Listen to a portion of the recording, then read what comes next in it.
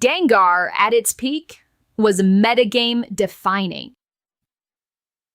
Even by modern-day standards, Gengar's stats are really good, which is seriously impressive since it was introduced 30 years ago as one of the original 151. Not to call anyone out, but if your best cards are raw in a binder right now, you're basically just letting money sit there and do absolutely nothing. AGS grades your cards in 20 days flat. Laser scanned, AI graded, zero guesswork. BioLink gets you 20% off right now, and we are back to the video.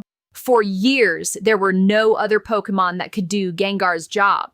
He was a premier offensive Pokemon who also offered a ton of utility thanks to his partial ghost typing, giving him an immunity to normal type attacks. That normal immunity made him the original spin blocker, a term used to describe Pokemon who could prevent the use of the move Rapid Spin, ensuring valuable entry hazards like spikes would remain on the field.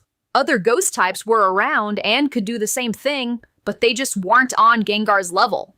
Gengar's special attack of 130 is very good. It was so good, in fact, Gengar didn't even need to worry about running stab options back in the early days. In Gen 3, Gengar's typing of Ghost Poison was considered physically offensive, since the physical special split hadn't happened yet. So moves like Shadow Ball and Sludge Bomb were rarely ever seen on Gengar, and it would instead choose to run other options like Thunderbolt, the Elemental Punches, and Hidden Power variants. Even without stab-boosted attacks, it was still one of the most central and defining Pokemon of Gen 3 singles, only kept in check by Tyranitar.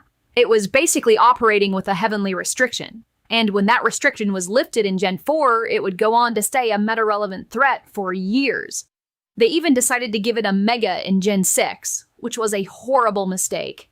I won't go too deep into it, but basically they gave his Mega the ability Shadow Tag and made his best stats even better. When you pair a trapping ability with stats like these, the results you end up with are straight up unfair, and it was banned almost immediately in singles. Unfortunately, even great Pokemon like Gengar aren't immune to power creep. In Gen 7, it received a big nerf when it lost access to its ground-type immunity, due to Game Freak replacing its ability Levitate with Cursed Body. That, paired with the introduction of other great ghost types in recent years, was the final nail in the coffin for Gengar, and pretty much laid this undead Pokemon to rest. Megas are returning, though, in Pokemon Champions, so with Mega Gengar's return, the Shadow Pokemon is bound to cause some chaos once again.